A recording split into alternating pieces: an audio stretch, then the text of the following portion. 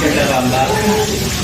Kebetulan Danu juga alumni dari Universitas Andalas, yaitu Fakultas Pertanian Unan, dengan program studi kemuliaan tanaman. Jadi Danu kebetulan waktu itu masih jabatan Pak Mutiara Kasih tahun 2007. Jadi sekarang Danu lebih fokus ke reptil. Mungkin ada di sini kan Om Danu semua. Jadi di sini ada Om dan kakak-kakak di sini juga komunitas reptil, dan termasuk dia yang kecil-kecil dari Megang Ular itu anggota terkecil Om di komunitas reptil di Gadang. Terima kasih juga buat ibu-ibu guru pengurus dari Panti Asuhan Aisyah di cabang Kota Tangah ya, cabang Kota Tangah, dan terima kasih juga atas undangan dari ibu-ibu Dewi dan yang di sini sudah memberikan izin juga dan bergabung di acara penunjukan Asuhan di Natalis kedua 32 tahun. Jadi di sini Danu sedikit sedikit mereview lah buat seru-seruan sama ada di sini juga, mengenalkan di sini beberapa itu yang ada di sini juga, dari mulai dari yang suka nangkring di atas, ini iguana namanya. Jadi iguana ini bukan asli Indonesia, jadi dia hewan yang asli dari Amerika Latin, yaitu dari daerah Peru, Kolombia, dan El Salvador. Jadi kalau kita bilang iguana ada di Kota Padang, ya itu mungkin punya orang pas. Nah, jadi nanti kalau malam-malam ada juga sering lihat warna hijau kayak gini, itu jenisnya beda. Kalau ini anak iguana. Kalau yang di kita di sini ini namanya, kalau bahasa Minangnya itu cacat subin, atau bunglon surai. Jadi dia salah satu jenis bunglon yang ada di Sumatera Barat. Tapi dia kalau kecil dia mirip dengan iguana hijau seperti ini, tapi dia tidak akan ada yang berwarna merah. Tapi kalau di pinggiran-pinggiran kampus Unan kita itu ada kadal hutan Sumatera namanya, itu Brontosaurus grandis. Dia lebih mirip iguana besar seperti ini, tapi berwarna coklat. Jadi Danu sudah mengenalkan iguana juga. Jadi iguana ini salah satu hewan yang sangat digandrungi atau dihobis oleh teman-teman pecinta reptil. Karena apa? Karena iguana ini memiliki memiliki postur badan dan bentuk tubuh yang sangat. Tapi mereka ini sebenarnya memakan sayur-sayuran dan buah-buahan. Jadi dia bukan karnivora, dia herbivora. Jadi tampang sangat tapi makannya sayur-sayuran. Ya, artinya lebih ya. Dia bisa tumbuh panjang, dia bisa tumbuh sampai 2 meter setengah, dan dia memiliki warna yang cukup banyak variannya. Dari mulai hijau, merah, ada biru, ada kuning, ada putih. Jadi yang terbaru itu putih. Jadi kalau untuk iguana putih itu harganya itu bisa 1 motor. Satu ini motor 32 juta. Jadi ini dari segi ekonomi ya. Tapi kalau untuk segi ekonomi sebenarnya dari aja kita mau pelihara warna apa aja. Tapi bisa kan ada ini sukanya warna hijau, ada yang suka warna merah gitu. Nah, kalau untuk yang lain, lalu di sini juga ada bawa ular apa ya? Kalau bahasa Minangnya itu ular sancawati atau ular sawo, atau kalau orang-orang Minang juga ada yang bilang ular candai. Nah ini jadi ular candai, ular sawo, ular sancawati, ular sanca kembang.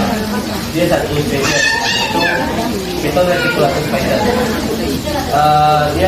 Dia bisa salah satu ular yang terpanjang di dunia, ular terbesar ya. Jadi dia terpanjang di dunia, yang hanya ada di Asia Tenggara. Jadi penyebarannya ini seluruh Asia Tenggara.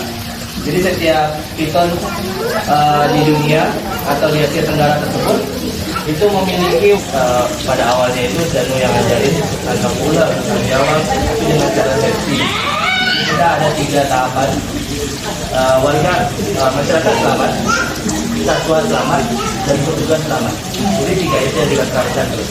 Jadi kita tidak akan mau memaksakan diri untuk menangkap ketika mereka benar-benar ganas atau berbahaya. Nah, yang kedua, lalu sama tim BPSPL juga, Balai Pesisir Pantai Laut, itu sekarang lagi usahanya mengurus konflik dari penangkaran penyu atau penjual beli telur penyu itu kan dilarang secara ini. Itu melarang untuk perdagangan, terus evakuasi buaya. Evakuasi buaya juga tadi sering juga. Jadi kalau teman-teman atau ibu-ibu di sini sering nonton info Sumbar, info Minang, kalau ada info buaya cuma perhatiin yang nangkapin itu siapa ya Pak ya. Tapi manusia yang nggak pernah ngerti bahasa.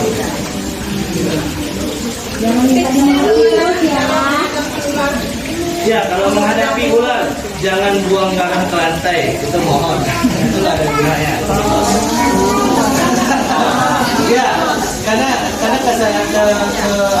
kesusahan dan tindakan itu biasanya kalau ibu-ibu udah tetap ular kan masuk rumah itu lantai penuh sama garang. Udah pada licin kan, pakai sepatu bot kan otomatis licin. Jadi itu lebih susah. Sebenarnya garam tidak ngaruh. Jadi kalau maupun ada garam sekarang mau ada taruh di atas ini ular nggak akan ngaruh. Jadi itu hoax.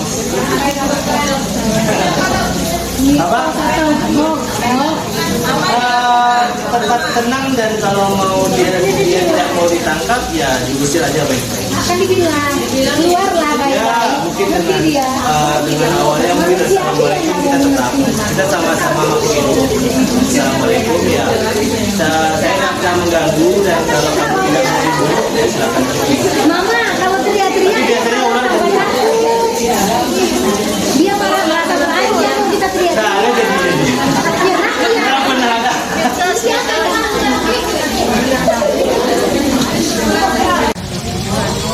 Baru diambil nih barusan. Barusan tadi. Jadi kalau kobra itu ketika dia terancam dia akan mendirikan kedungnya atau mendirikan lehernya. Jadi bagian tengah dari badannya itu akan berkembang seperti itu. Jadi menyerupai sendok. Makanya namanya itu kalau bahasa bilangnya udah sendok, udah sanjua, atau udah apa gitu kan. Karena dia kalau terancam dia akan makan. Jadi kita akan bisa dapat membedakan langsung mana ular yang berbisa, mana yang tidak. Jadi ketika kita ganggu, misalkan kita gini nih, kalau kobra dia langsung berdiri. Tapi kalau kita enggak, dia akan langsung. Tapi kalau untuk berbisanya, dia cukup berbahaya, neurotoksik. Neurotoksik ini sebenarnya lebih kelumpuhan pada bekas luka. Jadi karena dia menyerang sistem saraf darah kita. Jadi kalau orang yang tidak fit badannya bisa meninggal dulu. Nah, lebih berbahaya kobra kecil daripada kobra yang besar. Karena apa? Kobra kecil ini ketika mereka menggigit, mereka tidak akan menakarkan bisanya berapa banyak. Karena mereka merasa terancam, mereka harus mengeluarkan bisa sebanyak banyak. Tapi kalau kobra dewasa itu ketika menggigit, mereka sudah takarannya. Untuk anak-anak kecil ini 2 kali 3 minggu dia ini. Tapi kalau buat ibu ini 10 minggu ya. Gitu deh, ayo. Seperti itu. Jadi kalau dewasa ini dia lebih menghemat bisanya. Tapi kalau ular yang kecil, ini setelah mengeluarkan bisanya banyak, dia akan lepas dia.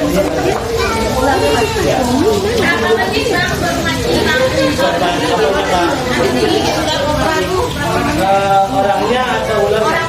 Orangnya tergantung dari imun badan dia. Kan bisa kita perkirakan kalau ada yang itu rumah sakit yang mana dulu gitu kan. Kalau kobra sih tidak. Kalau kobra kita sudah ada serumnya di sini. Jadi, oh iya. Untuk penanganan pertama kalau gigit kobra bisa lihat bekas gigitannya di mana. Dan bisa ambilkan pisau atau cutter dan tolong sayat bagian luka yang digigit. Kenapa? Karena taring kobra ini atau bisanya ini memiliki kandungan seperti habis gigit itu langsung kering dia.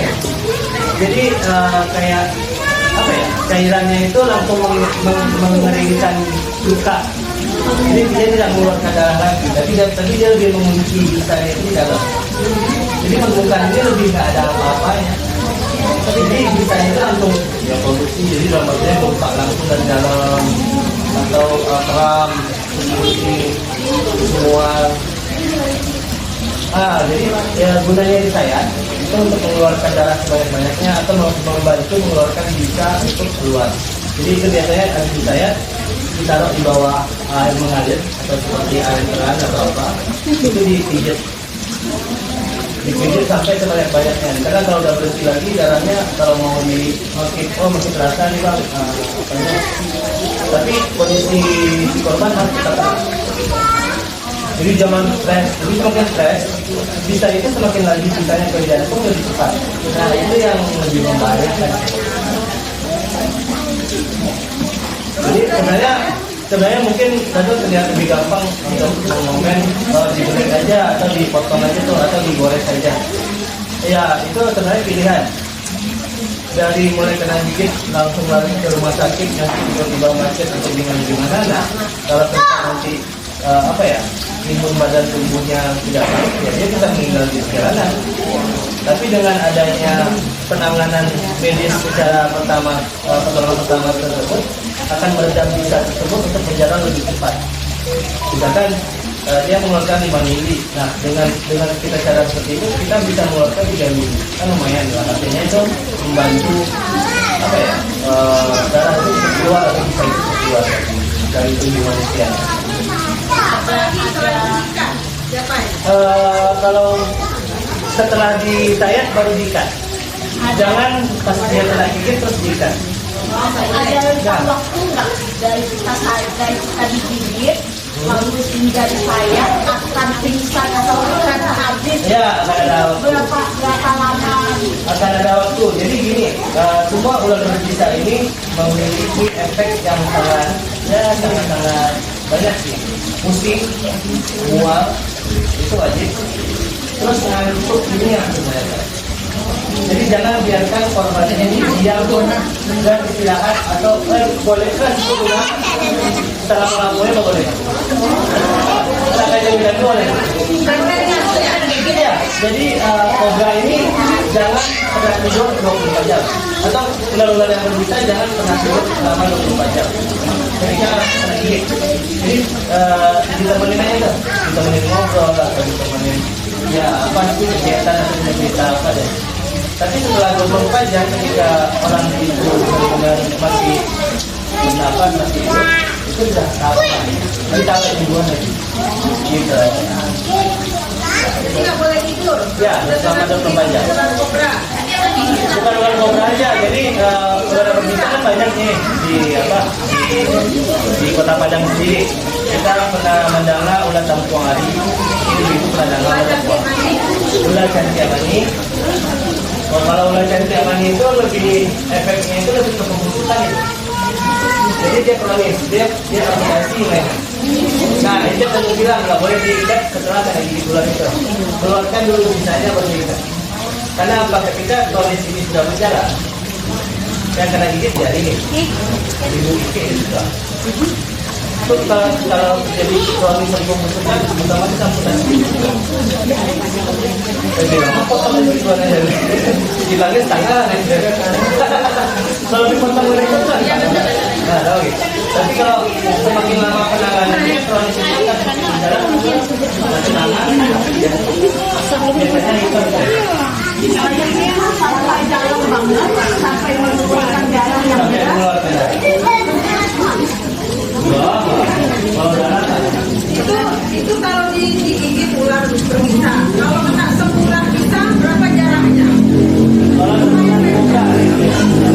ini kobra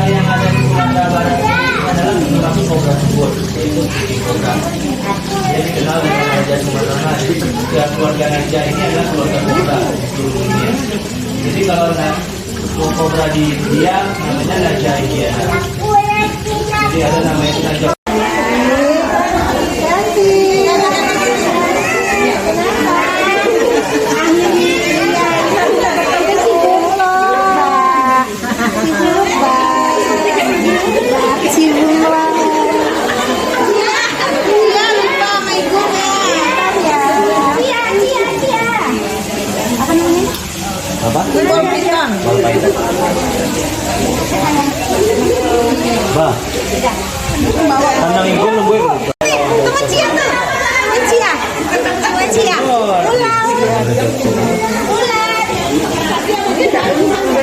Iya.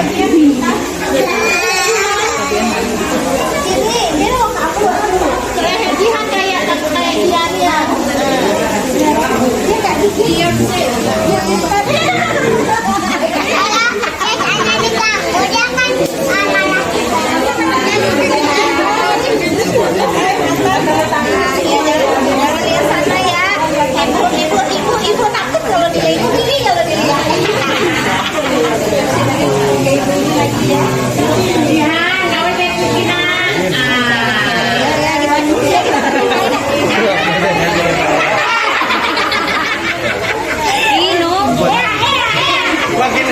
Makin gak diinjil ibu. Menyendang. Dia juga takut dibawa ke situ. Kalau ada ular di sana lemparnya pakai kue ibu. Kalau ini lebih ke ular bajing sih. Kalau ular khusus itu dia kepalanya kayak panah. Di belakang kan? Menengah. Nah itu biasanya kalau digigit manusia bengkak. Cuma kayak bengkak terus kalau fatalnya demam. Tapi jarang sih karena dia punya gigi taring di belakang. Beda sama kobra.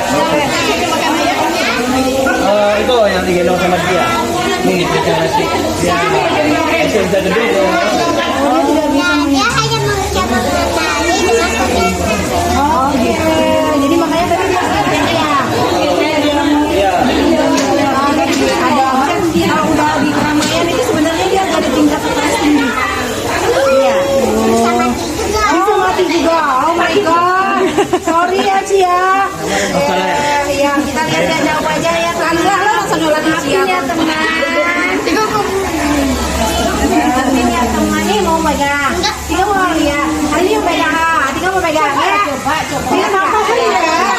Dia yang disakiti dia. Oh dia mau juga. Dia mau juga. Dia berani. Dia mau. Satu pegang. Dia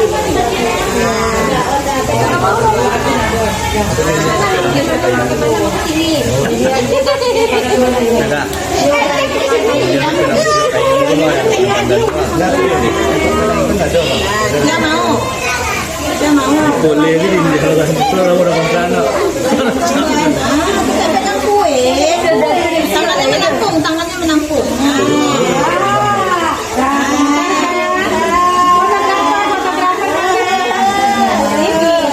Anak polisi masih takut. Ada Pak Polisi, Pak Polisi.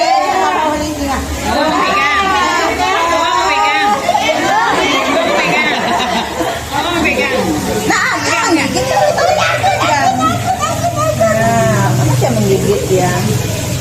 Yang gigit tuh yang orangnya. Kalau Anda yang gigit tuh. Anda duduk. Ini akan nanti. Boleh Dia asli Afrika, satu-satunya piton di Afrika. Jadi dia itu selama hidupnya cuma jalan.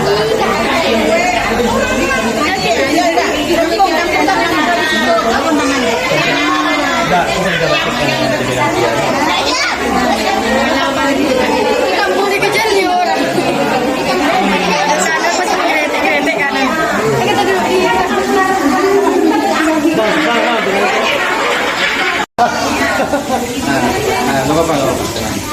Santai.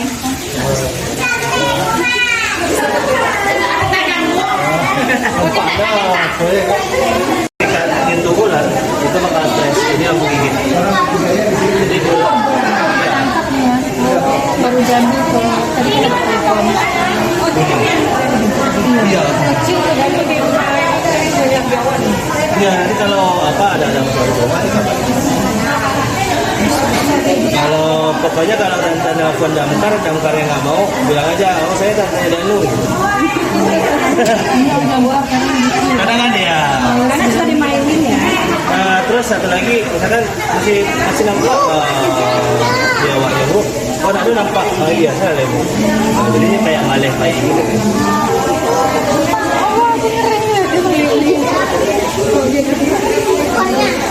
Lidahnya gitu, nanti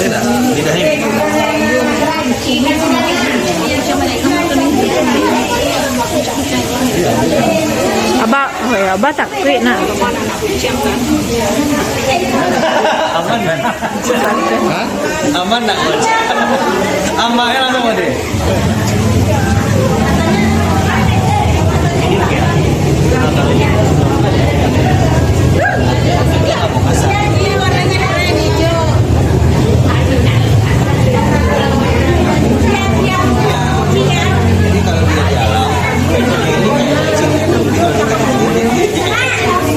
Jadi ketika dia di pohon kan warnanya hijau. Kalau badannya kan nggak kelihatan nama burung, karena dia kamuflase namanya. Nah, jadi ketika ekornya goyang-goyang, burung kan datang kan, nah, dia mau matok oleh kan, dia udah duluan matok burung. Jadi ini sebagai penarik si korban, penarik mangsanya, kayak burung, kayak tupai. Dikira cacing gitu. Nah, dikira cacing kan. Jadi dia emang hobi kalau di pohon itu suka getar-getarin. Jadi udah ketika mendekat burung atau tupai, ini ular bajing. Menengah ini biasanya kalau efek ke tangan kita biasanya bengkak. Nggak mematikan.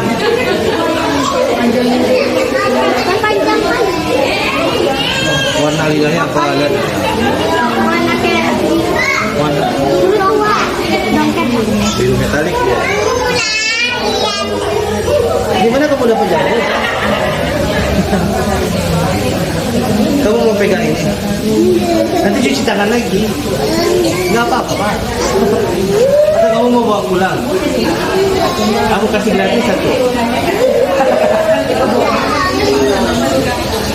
Masih ada ya?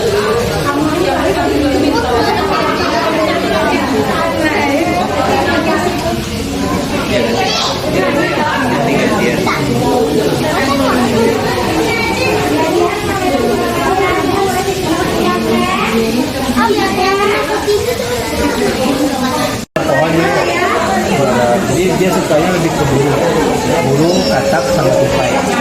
Tapi kalau ular-ular tanah kayak pisang itu tikus putih. Nanti ada pula beberapa ular-ular tanah itu sukanya kayak anak ayam. Dia itu makan sekali seminggu. Ya, sekali seminggu. Tapi dengan 200 ekor ular dan di rumah, jadinya lebih gede juga pemeliharaan. Dan lu juga ternak kan?